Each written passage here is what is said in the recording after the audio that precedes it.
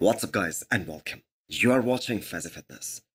So it was a big day in bodybuilding in terms of guest posings. Two of the biggest names in the industry right now in the men's open class. Samson Dauda and Nick Walker. Both these guys guest posed. And this is going to be quite a rivalry at this upcoming Mr. Olympia, as this is a rematch that we have been waiting for since the Arnold 2023. So first of all, let's talk about Samson Dauda. So this guy started this offseason just a couple of weeks ago. And I have to say, damn, it's like his body was craving for growth.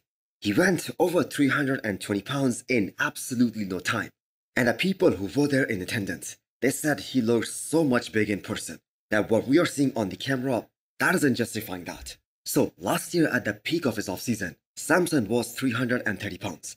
And I am very sure that he is gonna go even beyond 330 this year. So I saw a few comments saying that Samson should just focus on the Olympia. He should be 100% logged in on his training and diet and all, and not think about doing guest posings. Well, I for one totally disagree with that. These IFB pros, they have a limited window where they can guest pose and earn a living. And it is really the smartest idea to earn a living while you are on the top of the game. Plus, all these guest posings, they bring more hype for the Olympia. They give more exposure to the sport.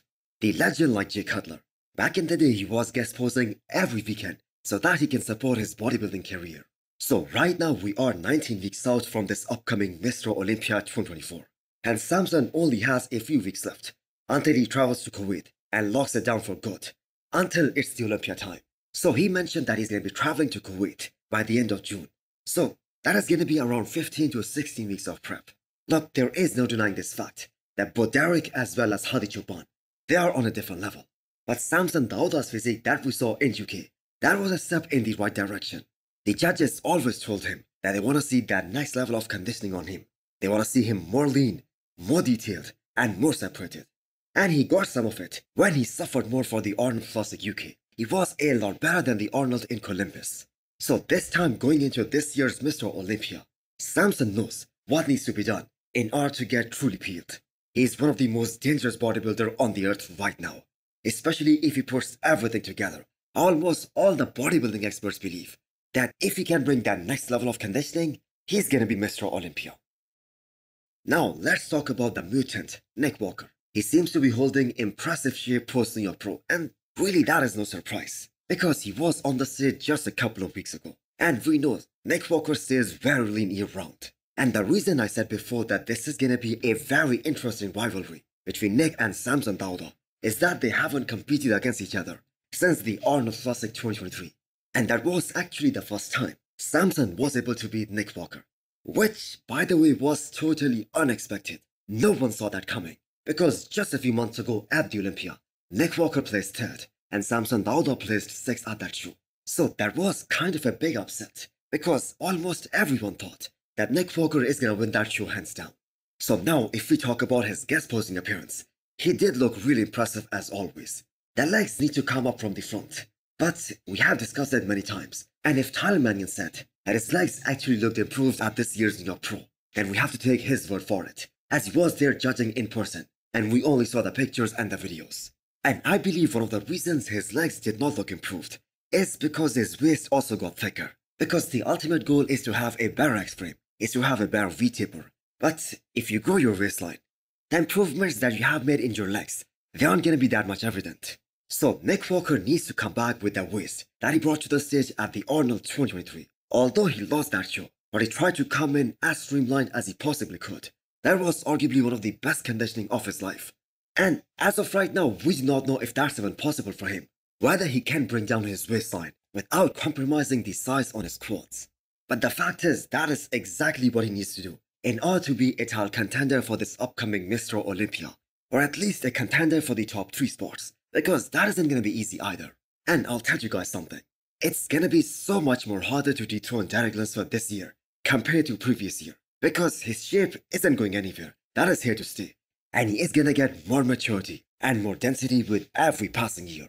And I really hope all of you guys remember the face-off that is going to happen in 2 more days between Nick, Samson and Derek.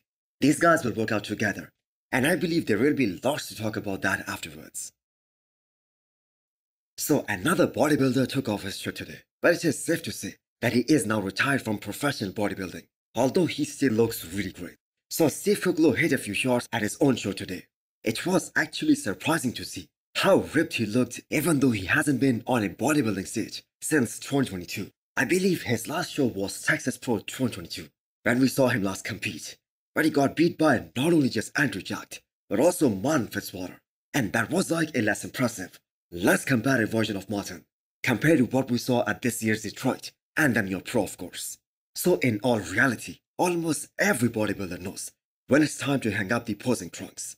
And even though Steve Kuklo hasn't officially made the announcement that he is now retired, but considering that he has other things to take care of now, he has a family, he has a kid now, plus he will be turning 40 very soon. So it is highly unlikely that he's gonna go through that entire process of building up that mass, that density, and risk his health. Because we have to keep in mind Steve was one of the bigger guys on the stage. He was extremely massive. I think some of the best looks that we saw from Steve Kuklo was at the Arnold Classic 2021 against Nick Walker, at the Arnold 2022, as well as Boston Pro 2022. And for those of you guys who do not know, Steve already has 10 pro wins. So props to him for looking this good for a guy who hasn't competed for almost 2 years now. Nathan De Asha has to be one of the best out there when it comes to smack talk, especially on Instagram. And it is good entertainment. So I'm sure some of you guys have already seen that post that he made calling out all the competition at this upcoming Italy Pro. So Nathan De Asha has won that show twice already in his career, meeting guys like the Beast Roelly Winklaar as well as Regan Grimes. So his comments towards Roelly Winklaar, they were really respectful, and it makes sense as Roelly is now retired. But his comments towards Regan Grimes and calling him a YouTuber, that was a total roast. And I have to say that was kinda insane. And even though Regan Grimes clapped back at him, but Nathan's comeback was an even better one. So I guess every Regan Grimes fan out there will agree with this. And the bodybuilding community in general, they will definitely feel the same way. Because Regan Grimes is skipping another season. This is the second time in the last 2 years he isn't gonna compete for an entire year. And that I have to say isn't a good look. Because Regan Grimes isn't a rookie anymore. He has been on the pro stage for almost 8 years now. So he needs to step it up. And also we have to keep in mind, the competition is getting tougher and tougher with every passing year. Nathan De Asha, on the other hand, he has to back up this trash talk because Behrouz Tabani is doing Italy Pro. And the last time these guys were on the same stage, which was at Romania Pro last year, Behrouz was able to beat him very convincingly. And that wasn't a close show between him and Nathan because Behrouz placed second behind Samson Dauda, and Nathan De Asha, on the other hand, he was fourth behind Samdi. So just a little more than 3 weeks to find out who is gonna come out on top in this rematch. So hit the thumbs up button if you liked the video, and smash the subscribe button if you wanna come back for more. Thanks for watching.